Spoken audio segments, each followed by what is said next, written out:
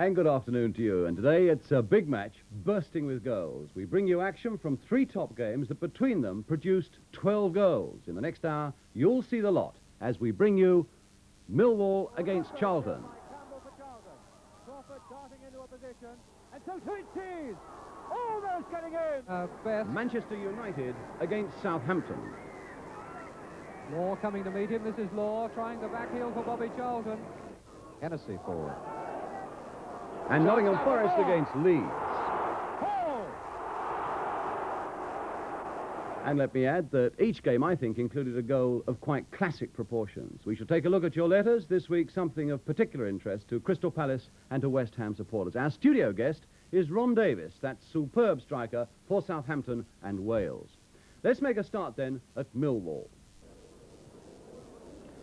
Millwall made a bad start to the season with 2 defeats away from home, but they're a hard side and a good one, and they're always difficult to beat at the Den. And for this important derby game, at number 7, they have the former Spurs player, Derek Posse, back in the side. Posse missed the first 2 games of the season. Here he is with a thigh injury.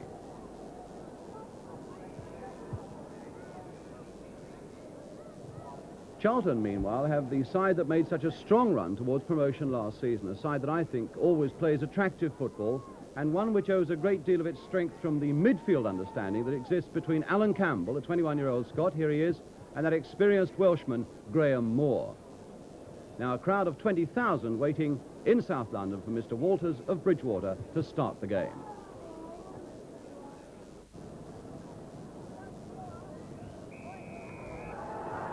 So Millwall, all in white, defending the goal to our right, kick-off in a match that has a lot of meaning in South London. 2 sides who for a long time were pressing towards promotion to the First Division last season. Alas, towards the end, Millwall faded away and finished 10th, but Charlton finished 3rd in the Second Division last season. And a lot of feeling whenever these 2 sides meet.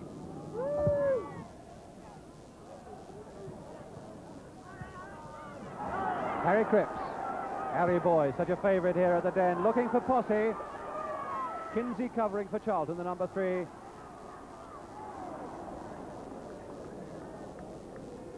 Brian Kinsey there. Signed professional 13 years ago for Charlton.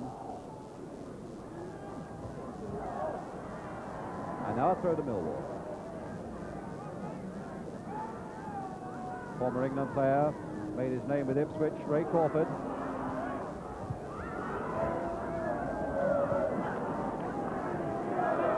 Gregory finding Curtis. Gregory again, this time finding Campbell. A good break here by Campbell for Charlton. Crawford darting into a position, and so to it is! Almost getting in! A fumble there by King in the Millwall goal. An example of the heading ability of Tees. There he is. And King, who really had a magnificent game for Millwall up at Middlesbrough. Very uncharacteristic of him to fumble that one. Curtis again, who was in doubt almost up to the kick-off with a back injury. Bob Curtis. He's got Graham Moore outside him. Here's Moore. Nice little dummy there by Graham Moore. Trying to Crawford. Good save! And a good shot on the turn by this man, Ray Crawford. Very little space or time to get it in.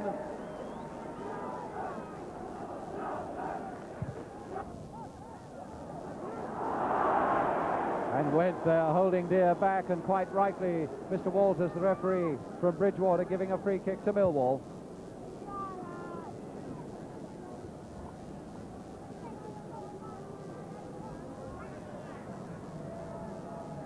Burnett to take the kick for Millwall. He's got 4 men to aim for, Deere, Posse, Weller and Bolland all in that penalty area, but 6 Charlton men back to guard them. There goes Posse. Looking to flick that one back, and it's a corner to Millwall. Kitchener making a move forward.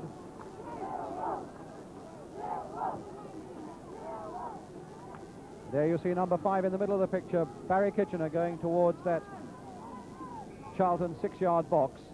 Inside the 6-yard box, in fact. A low one. Away it goes from Kinsey. And another one.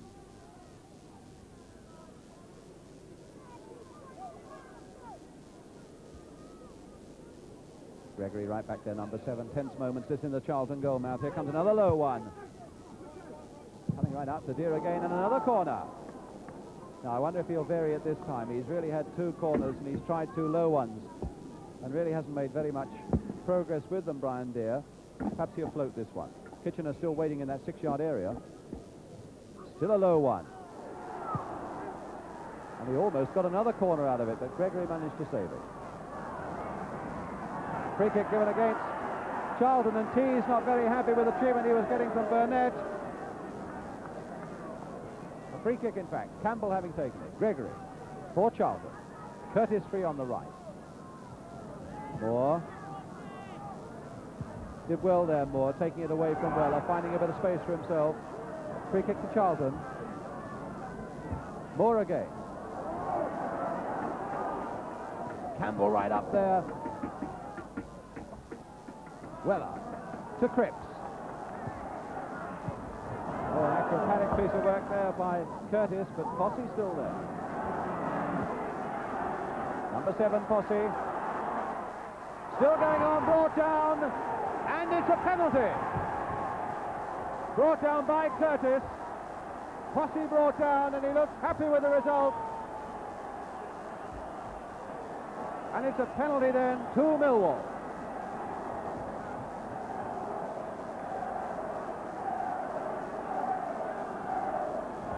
And there's our shot from the other end of the field. Keith Weller, number 10, to do the captain's job for Millwall. He scored both Millwall goals so far this season, but neither of them come from penalties. Weller, the kicker. And it's there. Millwall ahead then. 19 minutes gone. Keith Weller, the scorer from the penalty.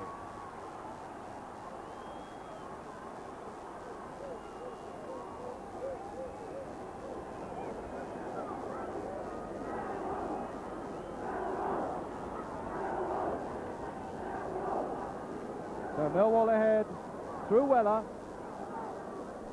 Probably just a little bit against the run of the play, because certainly the more enterprising side in the first quarter of an hour or so was Charlton Athletic. But now they've work to do, and they've got a free kick. Kinsey to take it. Tees will go for this one. Kitchener getting just a couple of inches above him. And Millwall, of course, who've had a bad start to the season with 2 defeats. 4-1 against Bolton, 3-1 against Middlesbrough. Looking for a bit of sustenance here, you can be sure.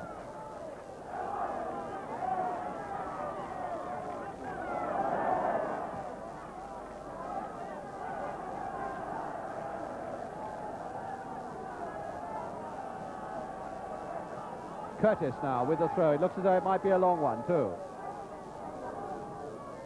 Well, not as long as some, but Cripps is there. Curtis again. The far one in. Beautiful work by King. That really was a fine shot from the sharpest of angles by Curtis. But my goodness, what a magnificent save that was by Brian King. Showing the sort of form that he showed up at Ayrsham Park in midweek. Although Millwall lost then, King apparently had a blinder there. Beautiful save. Corner then to Charlton. Graham Moore, number 10, right up in that 6-yard box you saw. Crawford lurking, so to his Tees. Went has come up to the edge of the box as well. Doing the safe thing. Campbell back again. In goes Tees. Good work again by King.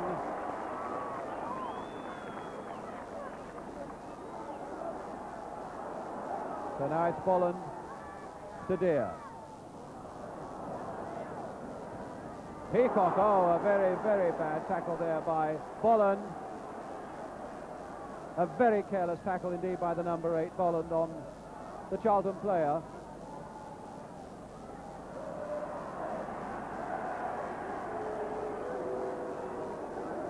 And he's getting his name put in the book.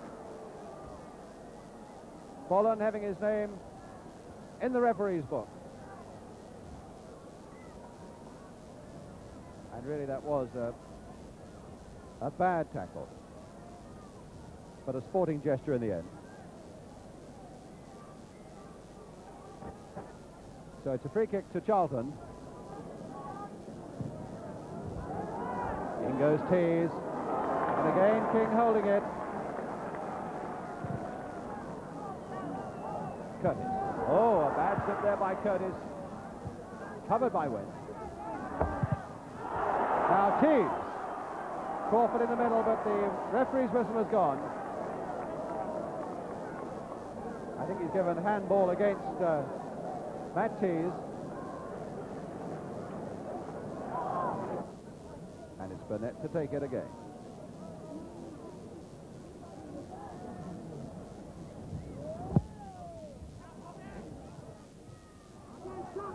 Curtis standing a good foot higher than Posse, getting it. Burnett again. That was a very cool piece of play by Burnett, tricking Tees. And almost getting Posse unmarked, but the linesman's flag is up.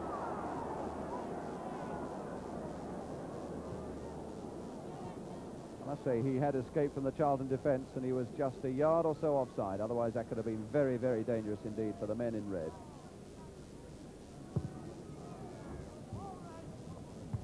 Crawford flicking that on. Tees having his jersey tugged by Kitchener, and now doing a bit of it himself. Kinsey to Peacock. Campbell.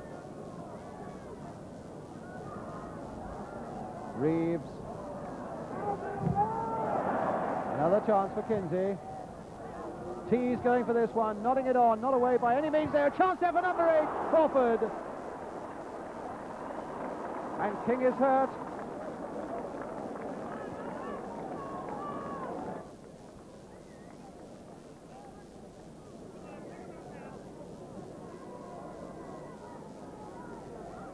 Well, King is all right again. Gregory with the corner. And Posse not standing far enough off.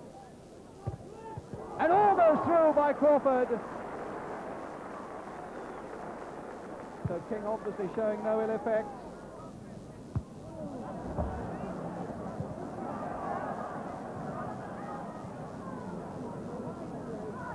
Graham Moore finding Gregory. Curtis making a good run, and he should have plenty of chance to get this across. He does, but too close to King. That really needed pulling back a bit, either to Crawford or Tees, who were waiting.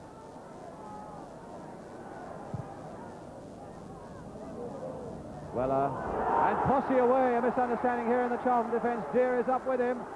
Right out of his goal. He should have stayed back.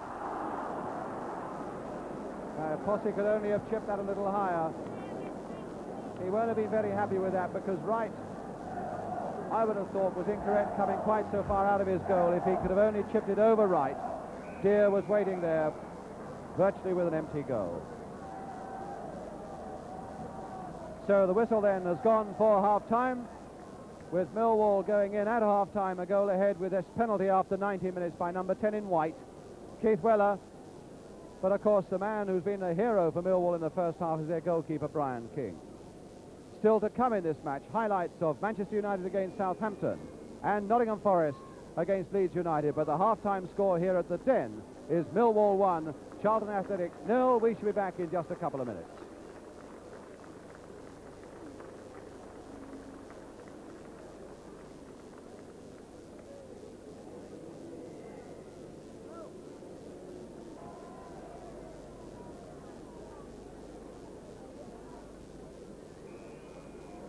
So that's the situation then. Millwall a goal up as Charlton kick off in the second half here at the Den.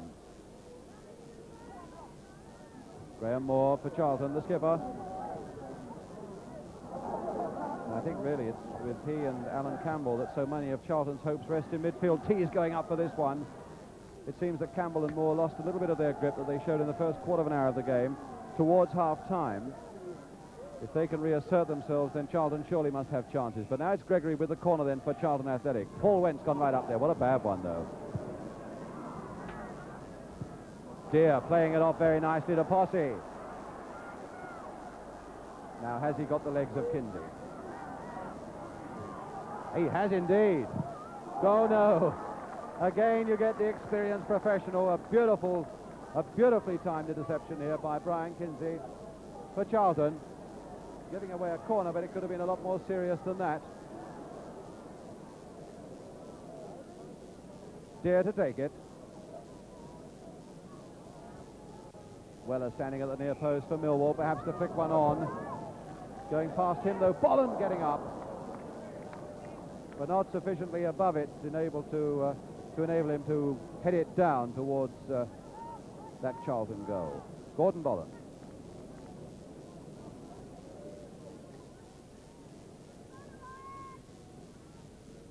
Charlie Wright.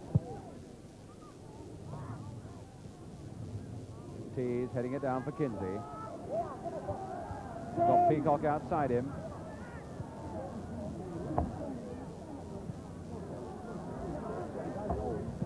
Good piece of play there by Peacock. Crawford. And a good shot on the turn by Crawford. Oh, a magnificent goal by Ray Crawford. What a beautiful goal. King just got his hands to it, but he could do no more than just turn it into the top corner. A magnificent goal of great quality by Ray Crawford. 1-1.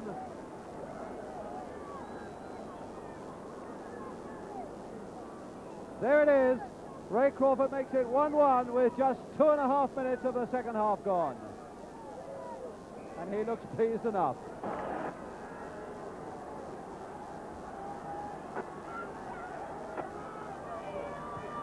So now it's Bolland to Posse. Millwall at once back on their heels. Posse turning it in for Brown very nicely though. And almost putting it into his own goal was Paul Went.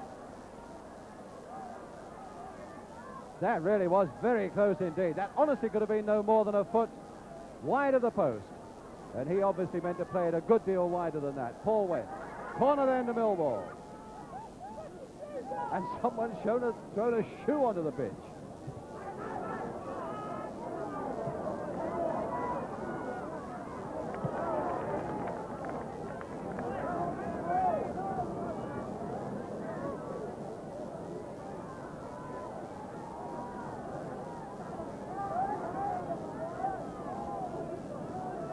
Weller with the throw. Bolland flicking that on well. Neal going in. Went away. Crawford. And now Curtis. Crawford bursting into the middle. Tees is waiting at the far side. Tees will go for this one, trying to get it on the volley. And a policeman at the far end, I don't know whether we can grab it at the far end, has now picked up that shoe.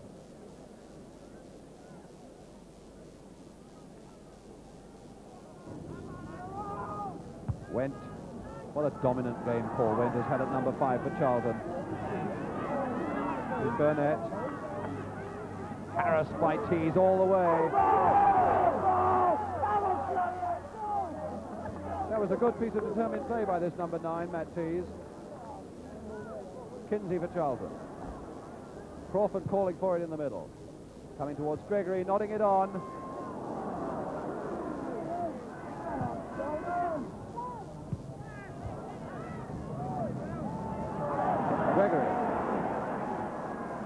Charlton very determined in this half, but understanding not quite matching it on that occasion there. Weller now for Millwall, playing very much a midfield role. Bolland, another midfield man. And Jack's making a burst, and this time it's Crawford coming back to mark him. Jack's going on, pulled down. And Mr. Walters has given a free kick, an indirect free kick, for that foul on George Jacks. The arm raised aloft indicating an indirect free kick.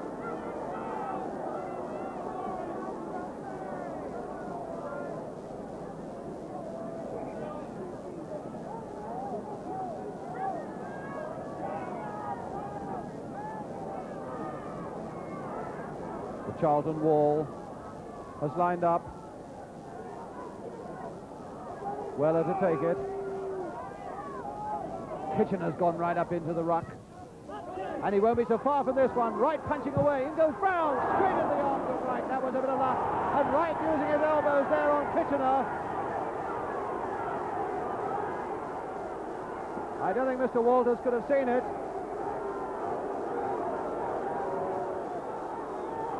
the ball gone into touch on the other side. Kitchener now on his feet. And a few things, paper cups being slung onto the pitch. And certainly there's no question in my mind that Charlie Wright used his elbows on Barry Kitchener. Whether Kitchener was harassing him just a little too much in that situation, I don't know. But now Wright is occupied in throwing the paper cups back.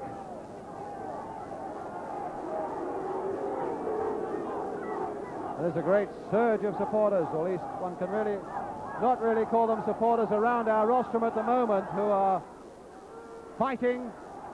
I can see fighting all around me down beneath me here as the two sets of supporters are getting stuck into each other.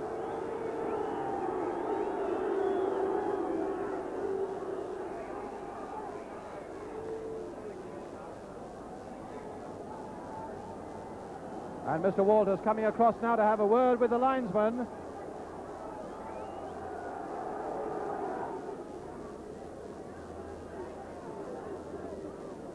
And having had his word, he goes to Brian Deere. And still the paper cups are being flung onto the pitch.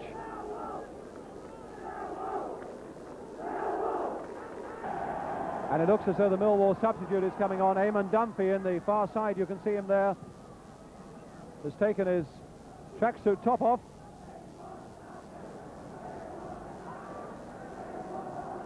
Dunphy ready to come on by the look of it for Millwall. I'm not sure who will be going off.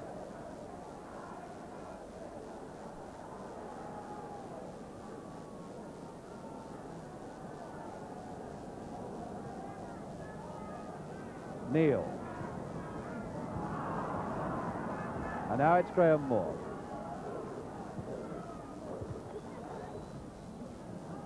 Cripps to Deere. Played off for Posse, but Posse had little enough time. And now it's Peacock. Burnett challenged all the way by Crawford. They're giving away a free kick. So it's Jackson. It looks as though Dunphy is coming on now. They're trying to attract the attention of the referee to make the substitution. Posse for Millwall. Oh! Curtis having a rapid change of mind, although he wasn't under any great pressure. He was going to press that ball back to right, and then he gave away the corner. On comes Dunphy, and off goes Billy Neal, number 11. So Eamon Dunphy, Republic of Ireland international, and a very talented ball player indeed, is on for Millwall. Sort of player whose tricks are always popular with the crowd, and there he is in that penalty area now to look for this corner from Weller. Bolland getting up well.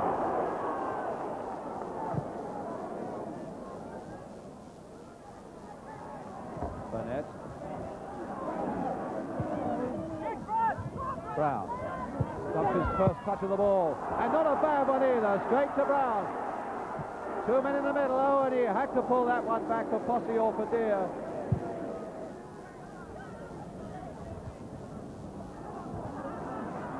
Gregory, again with as much room as he wants down the right. Tees outside him. Played to Tees. Tees getting another chance, and a corner off Kitchener.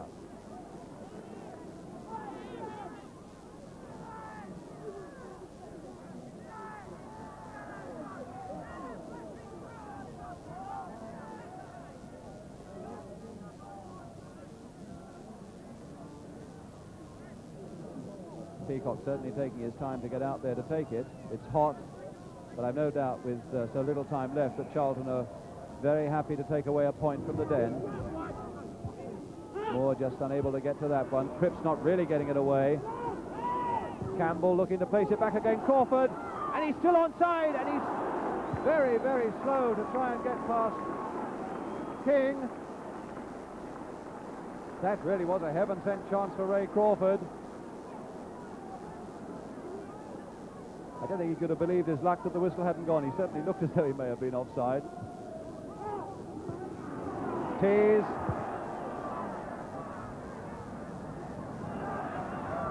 And now Reeves for Charlton.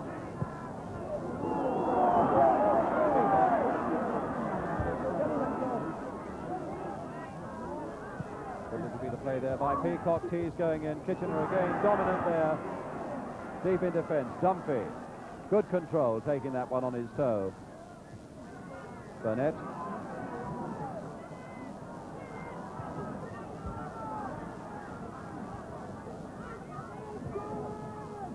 Jacks. Finding Posse. Trying his luck inside again. Bolland's a little slow to move to that one to really challenge Graham Moore.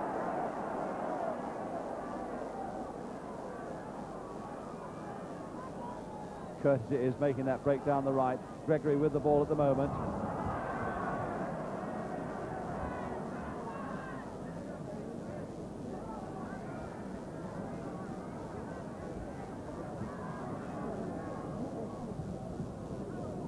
Crawford now.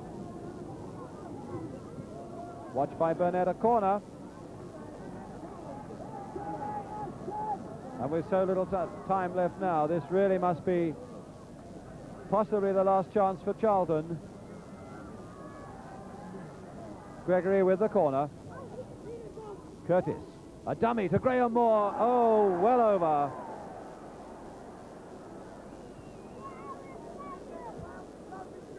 Well, he seems happy enough with the point.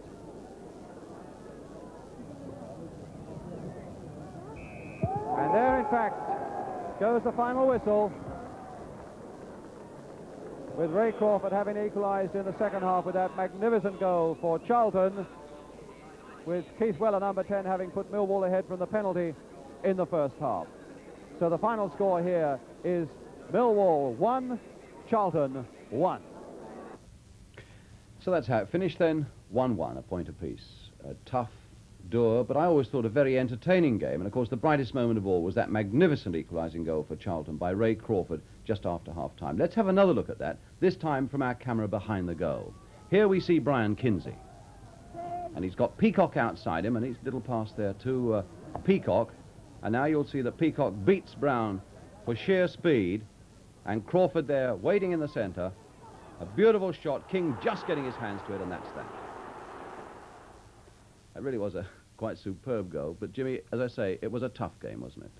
Yes, I was sitting next to Stan Cullis, actually, who came down supposedly to watch a striker, perhaps Keith Weller or somebody like that, and the first thing he said, he'd been there 5 minutes, and it was on my mind as well, I think the referee should have taken a firmer grip of this game straight away, and I agree. Not that he didn't blow the fouls, he blew his whistle, gave a foul, and that was that on both sides, but I think at that point he should have done a little bit of finger wagging at the players and let them know that he didn't want that kind of unreasonable tackle. It wasn't a filthy game, I mean, but there were too many stoppages. I think this is what spoiled the flow of it and left the spectators a little disappointed at the end. And although players are said to commit fouls, I think referees, by taking a firm line at the right time and in the right way, can limit the number of fouls, reduce them by half.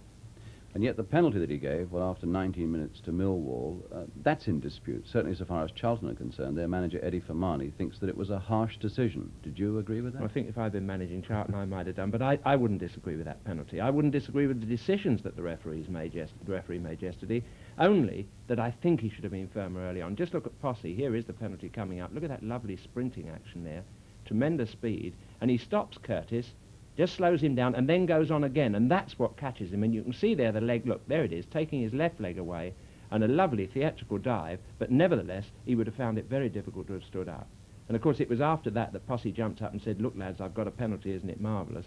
And people thought, oh, well, he was putting it on. He was pleased that he'd beaten Curtis, and because of that, he got a penalty. And although we couldn't see it from that angle, it was in fact, what, a yard and a half inside the penalty area, so there were no doubts on that score either. No. And then it was left to Keith Weller, the man who scored both Millwall goals, in fact, so far. Well, yes, we can. There you can see him now coming up to take the penalty, and the viewers can have a chance to see what it feels like to take a penalty in a league match. To the right or to the left, I wonder? Which way is he going to... The goalkeeper goes to the right, and there he calmly steers it with the side of his foot. For those of you who believe in having penalties blasted, carefully controlled shot into the left-hand corner of the net. Well, that penalty put Millwall ahead, Jimmy, but I think it would have been very unfair on their form yesterday if Charlton hadn't got at least a point, don't you? I would agree, yes, and that goal that they got it with would have made them even more pleased. It really was a super goal, and I think it showed the way forwards are learning to deal with packed defences now. They realise that they've got little time, and they've got to try and create goals out of nothing. I think 5 years ago, a forward wouldn't have tried what Crawford tried yesterday to get this into the back of the net. This is it developing on the left wing. It was one of the few times in the game that Peacock got past Brown, but he does fall in this time and get down the line, catches him flat-footed there, and the cross wasn't a very good one. I think he meant to hit it a little harder. But it's from then on, as the ball comes over, that Crawford turns this into a goal. First of all, he's moving towards the right, throws his opponent off balance, then comes away from him. That's the dummy. You can see his opponent there being thrown to the right, turns and hooks the ball beautifully on the turn. Very difficult skill, right for the far corner of the net. And actually, King makes a desperate attempt to get it, does actually touch it, but he can't stop it going in the back of the net. So much then for that derby game at the Den. I must say I enjoyed my day down there. But now it's time to look at some of your letters. And several big match viewers have drawn our attention to something they spotted in last week's game between Manchester City and Sheffield Wednesday at Main Road. I must say it's something that we also spotted ourselves last season when Spurs played a sixth-round cup tie up at Main Road. Last Saturday, two ice cream or soft drink vendors were moving around behind the City goal when Sheffield Wednesday were awarded a penalty. And Mr. Noble of Hertfordshire, an admirer of Manchester City, believes that this should be stopped. It's a distraction. Mr. Roger Thompson of Gants Hill, Essex, believes, in rather sinister terms, that it is perhaps too much of a coincidence. Well, let's look now. Here's Eustace taking that penalty, or at least putting the ball on the spot. There are the salesmen behind the goal. Now, you'll find there that the referee is ordering those salesmen to move along so that Eustace will not be distracted and can take the penalty. And he's not letting the penalty be taken until those salesmen are out of the way. So whatever their intentions, I think on this occasion they're blameless. But Mr. A.W. John of Cardiff claims that the Manchester City number 4 was standing inside the half circle at the edge of the penalty area when Eustace took the kick. There he is, look. Number 4, his left foot quite definitely inside that half circle. And he poses the question, should Peter Eustace's kick have been retaken? Well, here's Eustace banging home the penalty. Should it have been retaken? No, the referee was absolutely right in allowing the goal to stand because although the number 4 encroached into the penalty area, he's not allowed to gain an advantage for breaking the laws. If the penalty had been missed, the referee could then, because of that encroachment, have asked for it to be taken again. The next letter comes from Elizabeth Goodwin of London E3, who went to watch Crystal Palace play Manchester United last Saturday. But she claims she saw nothing because the crowd was so huge.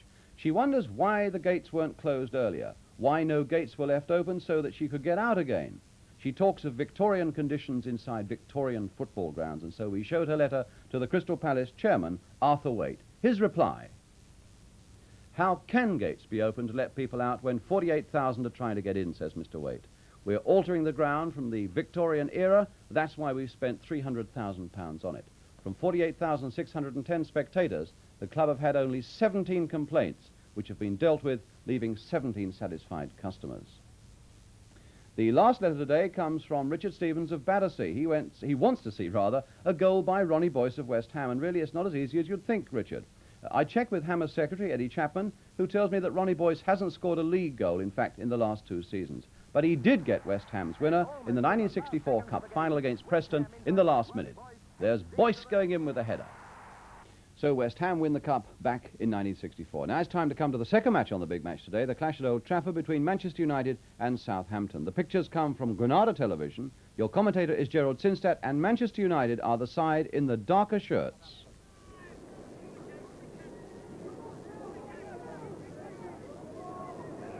Kane. Davis and Fuchs together there. Davis.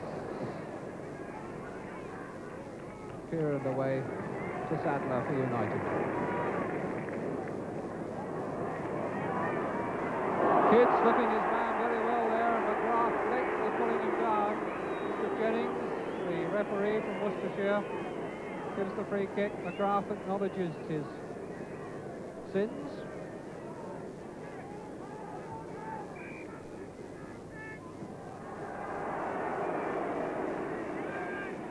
Didn't like that little flick from Cherry Payne. Burns. Kidd. And number 1 from Willie Morgan, beautifully intercepted.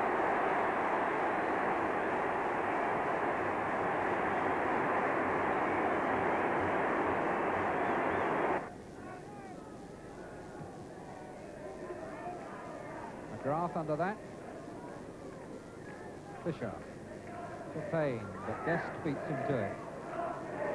Only Law there, and plenty of defence for Southampton. Saul fouling Best.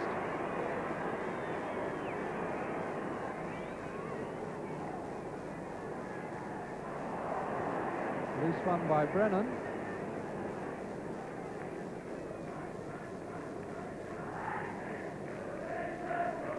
Southampton so far very variable in their passing.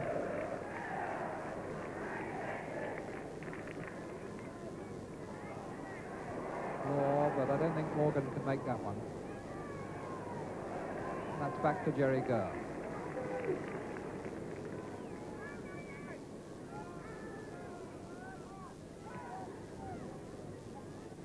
Saul. Fisher. Payne behind him. Coming up now. Good dummy run. Gave Fisher the room on his other side. Sydenham. Good cross too. Davis. 1-1. Ron Davis very pleased. Fisher congratulating him. Fisher who started the move. Sydenham's fine cross and Davis's head. Freeran. Sadler under it, couldn't control it. Hooked away by Sydenham.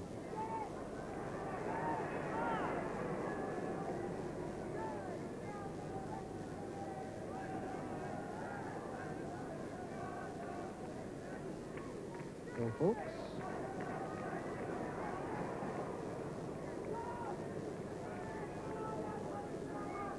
And now Francis Burns. Kidd climbing high to that. Morgan, Best. Law coming to meet him. This is Law trying the back heel for Bobby Charlton. Payne.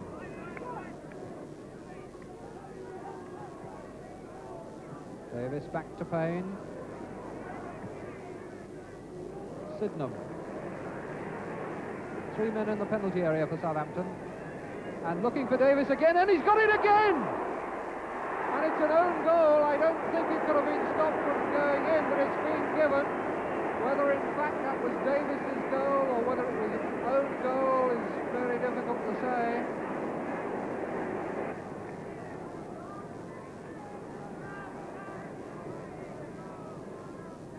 This half, not yet quite as exciting as the first. A lot of incident in midfield in this half.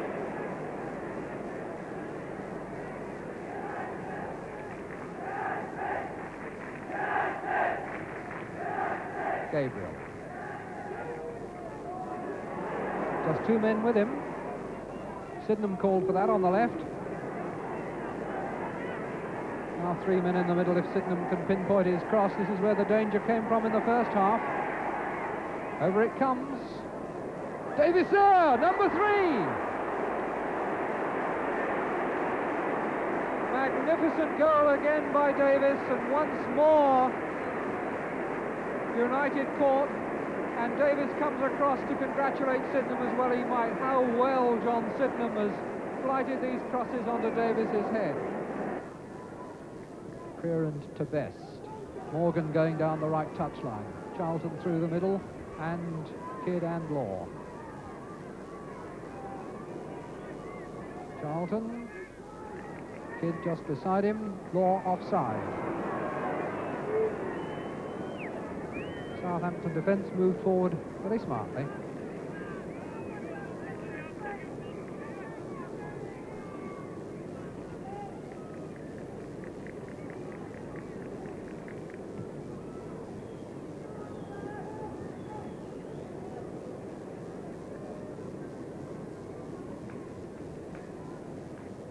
Jones. Payne. Fisher.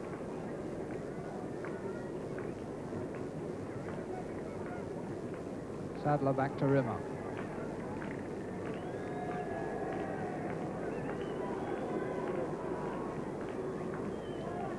Freeran. Fuchs. Fuchs coming forward, nothing to be gained by staying back now. And still going. Well played, Fuchs. Saul. Davis trying to exploit this with Fuchs out of position. And Davis has still got it. This could be his hat-trick. It is! Well, did he score 3 goals or did he score 4? That really is the only thing that's still in question. What is not in question is that Ron Davies was undoubtedly the outstanding figure in that match at Old Trafford yesterday. We're delighted that he's our big match guest today. With him now is Jimmy Hill. Was it 3 or 4, Ron? Well, Jim, to tell the truth, I thought it was 4. You did? You're prepared to argue that? Definitely, yes. Well, you'll have a chance in a minute when we can look at the pictures. But first of all, what I'm interested in, what was your view of Manchester United? Are they over the hill? Well, on yesterday's showing, I thought they were a bad side. Up front, they're just a team of individuals, and at the back, they're just wide open. There's no cohesion there whatsoever. There's been lots of talk that Wolf McGuinness is harder in the training, getting them really fit. Would you say they appeared fitter than they did last season? No, not really. You know, they look rather ragged to me, but, you know, when you're having a bad time, you know, when things are going against you, you know, things always look like this. Of course, it could have been that Southampton were really brilliant, and Ron Davies in particular. Well, we played a new system, 4-4-2, and it worked really well for us. I had the 2 wingers back, and for me it was great. 4-4-2. Just go into that a bit more for me. That's 4 in the back line, 4 in the middle line, just 2 up front. That's right. And you're one of the 2 up front, yeah, with whom? With Frank Saul. Yeah. And you how have you played before? 4-3-3? 4-3-3, yeah, that's right. So you bring one person back into the middle line and you score 4 goals away. That's right, yeah. Well, let's have a look how it works out in pictures. Anyway, the first goal was a typical Davies header from a beautiful movement. I'd love you to talk over this and show us just how it came about, because it was a real old-fashioned type football goal with all its beauty. Here it comes up now. Well, let's Fisher with the ball there. He gives a great crossfield pass to John Sydenham. Sydenham collects it and plays it first time past the full-back. Beats him for speed. Look at that acceleration there. It's fantastic acceleration John's got, yes. Drags it on the inside. Lovely little dummy over it. And cracks it over with his right foot. And I'm waiting there at the far post. Where are you? Just coming in now, that's it, yeah, over the back of Bill Fowkes there. Over it comes. And that's it. Lovely how you sit there and just say, and that's it, a thing of beauty like that. It's good. I think I can thank John for that goal anyway. He really did wonderfully well. Yeah, he done very, very well indeed, yeah. Now, the second one is the disputed one. That's right, yes. This is the one that you think you scored, and some of the papers this morning are giving his own goal, some are crediting it to you. Just explain what happened there. Well, the second goal was another cross from John Sydenham, right over to the far post. I head it down, and Burns seems to push it, and Burns rushes in and seems to shove it into the net. Whether or not it was in the net before he touched it, I do not know. You think it was over the line? Well, I asked the referee half-time, and he said it definitely was. He was going to give it. Well, just watch now. We can look at this in slow motion. Here comes the crossover from John Sydenham. There you go, screaming in as usual, on the far post, up in the air, and bouncing down. Now, it touches the goalkeeper, beats him. Now, where's it going to drop? There it is. It's not in the goal yet.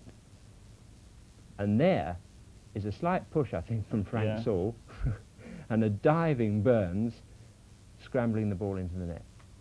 What's the decision now, Ron? Well, so it looks a wee bit different on film, but I still hope to claim it anyway. Nothing if not honest.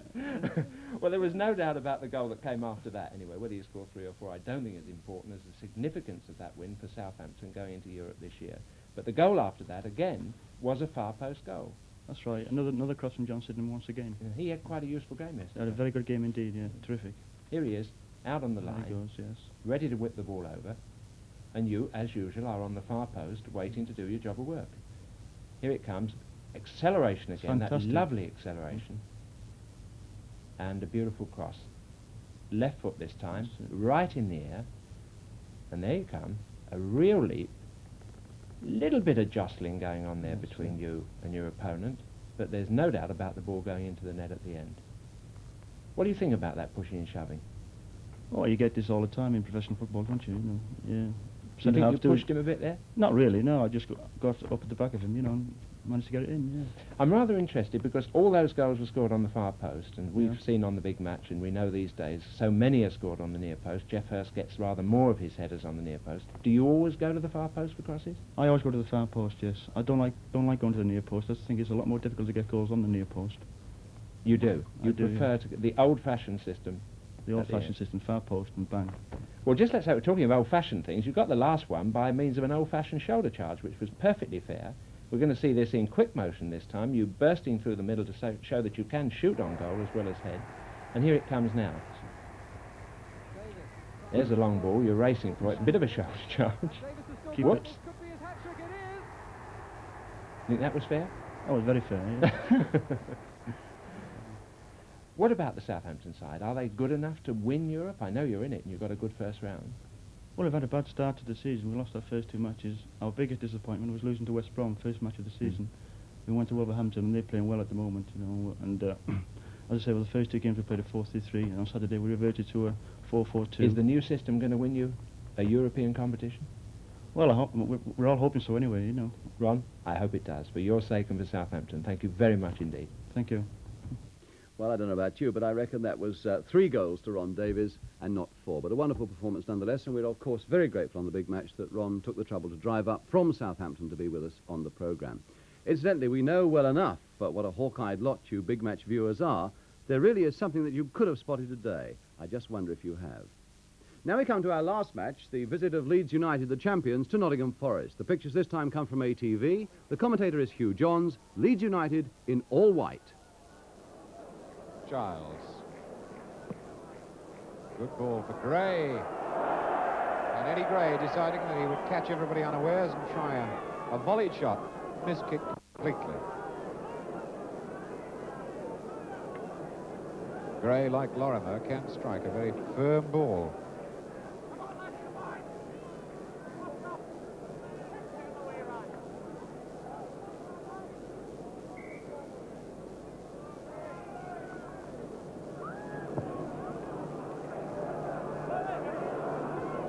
Hunter for Gray.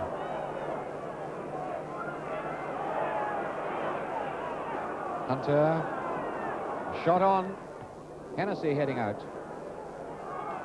Harris, Newton. Hunter and Gray. Now Hunter. Cross ball for Clark. Alan Clark.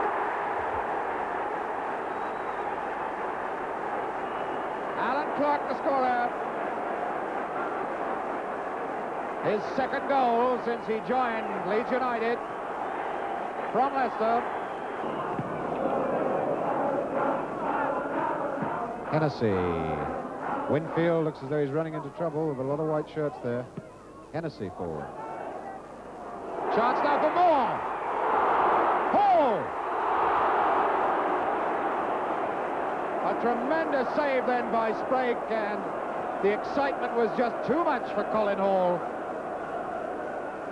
The chance of slotting in a rebound equaliser.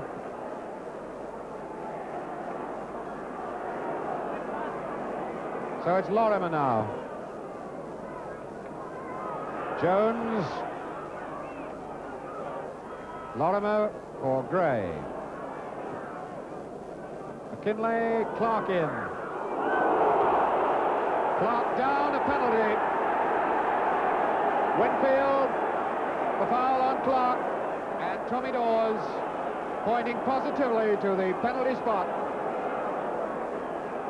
And in fact taking his book out, and the 4th man of the afternoon goes into referee Dawes' book. Number 3, John Winfield. Johnny Giles scored a penalty at home against the Spurs in a 3-1 win. Game before last. There goes Giles now.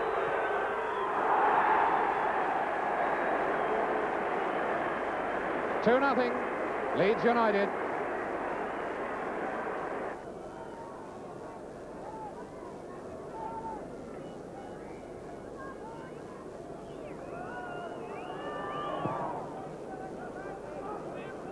Chapman forward for Moore.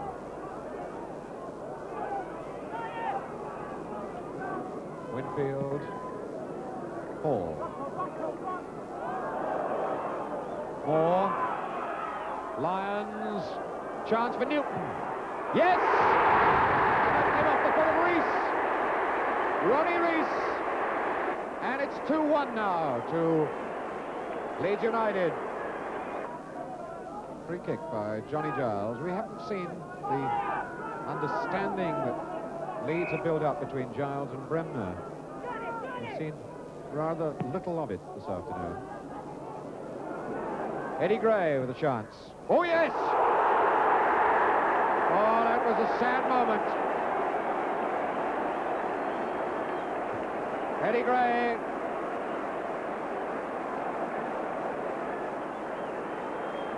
Number 11, Eddie Gray with the scorer.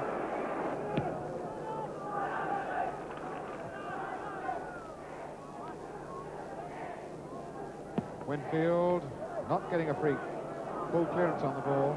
Bremner now for Giles. Lorimer, Gray on the far side wanting it.